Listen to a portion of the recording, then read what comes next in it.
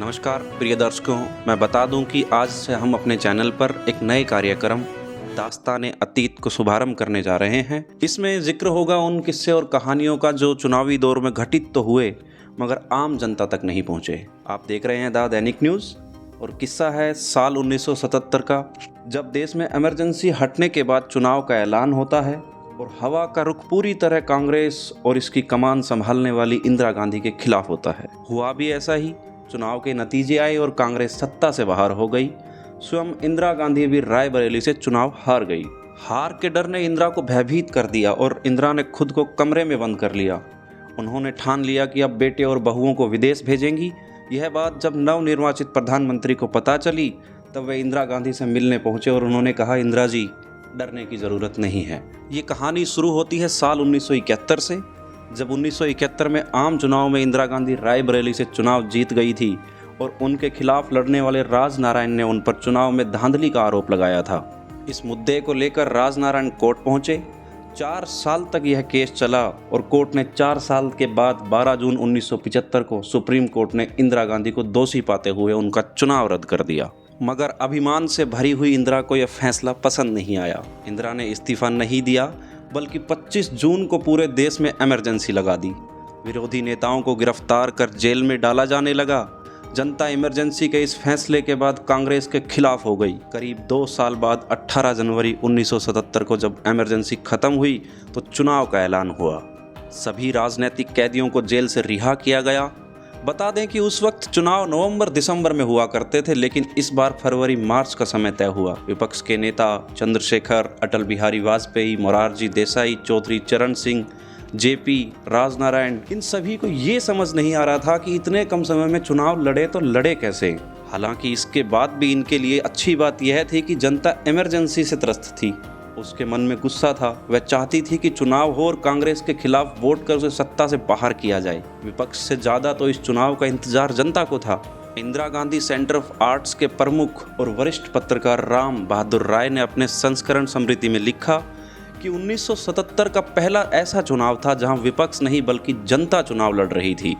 बता दें कि चंद्रशेखर जहां भी सभा होती थी उसके लिए चंदा चाहिए होता था तो आम आदमी चादर लेकर इलाकों में जाता था और 10 से 15 लाख रुपए इकट्ठा करके ले आता था। बस यह सूचना मिल जाए कि जनता पार्टी की तरफ से कोई प्रचार के लिए आया है, हजारों लोगों की भीड़ इकट्ठा हो जाती थी। दूसरी तरफ वहीं इंदिरा गांधी पूरे देश में 40,000 किलोमीटर का सफ़र तय कर चुकी थी और उत्तर भारत का माहौल देखकर तो उन्हें यह भी अंदाजा हो गया था कि अब की बार कुछ नहीं होने वाला। D.R. मनकेकर और कमला मनकेकर ने अपनी किताब decline and fall of Indira Gandhi में जालंधर की एक रैली का आंखों देखा हाल बयान करते हुए लिखा था कि 11 मार्च 1971 को जो रैली हुई उसे सफल बनाने के लिए राज्य की कांग्रेस सरकार ने सैकड़ों बसों को लोगों को लाने के लिए लगा दिया। रैली का टाइम 7:30 बजे से बदलकर 6 बजे किया गया। मुफ्त की सवारी मिलने से लोग आ तो गए मगर उनका मन अभी भी खिन्न था। वहीं दूसरी तरफ विपक्ष ने दिल्ली की रामलीला मैदान पर विशाल जनसभा करने का ऐलान किया। इंदिरा गांधी को भी पता था कि यह रैली अगर सफल हुई तो यह पार्टी के खिलाफ संदेश जाएगा। कुमी कपूर अपनी किताब the emergency A personal history में लिखती हैं कि उस वक्त चुनाव प्रसारण मंत्री विद्याशरण शुक्ल थे। उनसे कहा गया कि रविवार को दूरदर्शन पर 4 बजे प्रसारित होने वाली फीचर फिल्म को 5 बजे दिखाया जाए। पहले यह तय था कि वक्त फिल्म दिखाई जाएगी, लेकिन एक दिन पहले 1973 की ब्लॉकबस्टर फिल्म बाबी दिखाने का फैसला हुआ। इसके बावजूद जनता टीवी के आगे नहीं रुकी। बड़ी संख्या में लोग रामलीला मैदान की तरफ पहुंचे, जहां इंदिरा गांधी रायबरेली सीट से प्रत्याशी थी। वह यहां लगातार प्रचार कर रही थी। उनके सामने जनता दल के राजनारायण प्रत्याशी थे। रायबरेली में उन दिनों कांग्रेस का मजबूत कैडर हुआ करता था। पार्टी के दिन इतने कट्टर थे कि किसी और की बात सुनना तक पसंद नहीं करते थे, लेकिन इमरजेंसी ने उनके मन पर ऐसा प्रभाव डाला कि जो कट्टर थे वो पार्टी पद से इस्तीफा तो नहीं देने पाए, लेकिन प्रचार के लिए बाहर भी नहीं निकले। अब बात करें दिल्ली की, तो दिल्ली में प्रत्याशी थे शशि भूषण। उनके समर्थन में इंदिरा वहां प्रचार करने गई तो शशि ने भीड़ की तरफ हाथ को करते हुए बोला, बोलो इंदिरा जी की जय। इस पर भीड़ ने कोई रिएक्ट नहीं किया। शशि को लगा कि माइक बंद है। उन्होंने माइक को खड़खड़ाया तो वहाँ खड़ी हुई भीड़ हंसने लगी। पूरे देश के साथ रायबरेली में भी चुनाव पूरा हुआ। 20 मार्च को काउंटिंग हुई रायबरेली में प्रधानमंत्री के वोट गिने जा रहे थे, इसलिए यहाँ कुछ ज़्यादा ही गहमा गहमी थी। काउंटिंग के लिए बॉक्स खुले, हर बॉक्स के साथ इंदिरा गांधी पिछड़ती जा रही थी। उस वक्त चुनाव अधिकारी विनोद मल्होत्रा हुआ करते थे। बता दें कि काउंटिंग पूरी हुई, इंदिरा बड़े अंतर से पिछड़ गई। कांग्रेस के एक सीनियर नेता ML फोतेदार ने बताया कि काउंटिंग दोबारा करवाई जाए, मगर नतीजे नहीं बदले। तीसरी बार काउंटिंग हुई, नतीजा जस का तस रहा।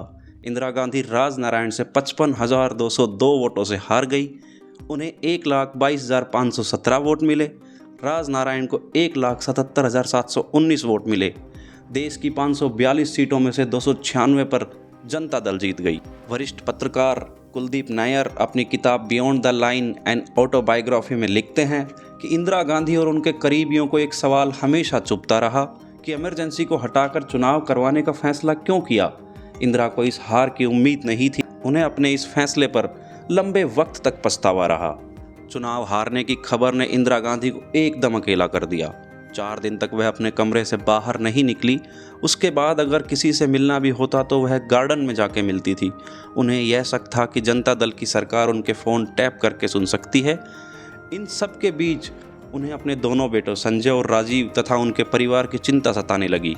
वहीं दूसरी तरफ वरिष्ठ पत्रकार नीरजा चौधरी अपनी किताब हाउ प्राइम मिनिस्टर डिसाइड में लिखती हैं, चुनाव हारने के बाद इंदिरा ने अपनी दोनों बहुओं सोनिया और मेनका गांधी को बच्चों समेत हिमाचल के दोस्त सुमन दुबे के घर भेज दिया था। बड़े बेटे राजीव को मुंबई भेजा था ताकि वे एक प्राइवेट प्लेन का इंतजाम करें और उसी से परिवार देश छोड़कर जा सके। राजीव के मुंबई में होने की खबर दिल्ली में इंटेलिजेंस ब्यूरो को लग गई। जॉइंट डायरेक्टर वीवी नागरकर को IB के उनके एक सहयोगी ने बताया कि राजीव प्लेन की व्यवस्था में लगे हैं। नीरजा आगे लिखती हैं कि उस वक्त नागरकर ने यह सूचना PM मोरारजी देसाई को दी। देसाई गांधी पीस फाउंडेशन में जयप्रकाश नारायण से मिले। दोनों ने विचार किया कि इसे संवेदनशीलता के साथ हैंडल किया जाना चाहिए।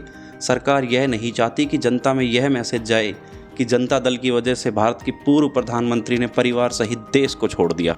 मोरारजी ने इंदिरा से मुलाकात करने पर उनको यह आश्वासन दिया कि आपका परिवार देश में पूरी तरह सुरक्षित है।